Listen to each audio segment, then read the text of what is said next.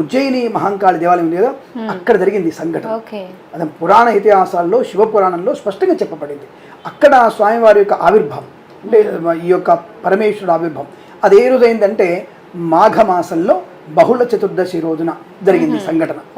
అంటే ఈ సంఘటన అయింది కాబట్టి ప్రతి మాఘమాసంలో వచ్చేటువంటి చతుర్దశి రోజున, అంటే చతుర్దశి అంటే చాలా మంది ఏంటంటే ఈరోజు త్రయోదశి అనుకోండి, రాత్రి మధ్యరాత్రి కాలంలో చతుర్దశి ఉన్నదాన్నే మనం శివరాత్రి అంటాం. మహాశివరాత్రి అనేది మాఘమాసంలో చతుర్దశి రోజు ఉన్నటువంటి శివరాత్రినే మహాశివరాత్రి అంటాం. అంటే ఆ రోజు చతుర్దశి రాత్రి ఉన్నదాన్నే.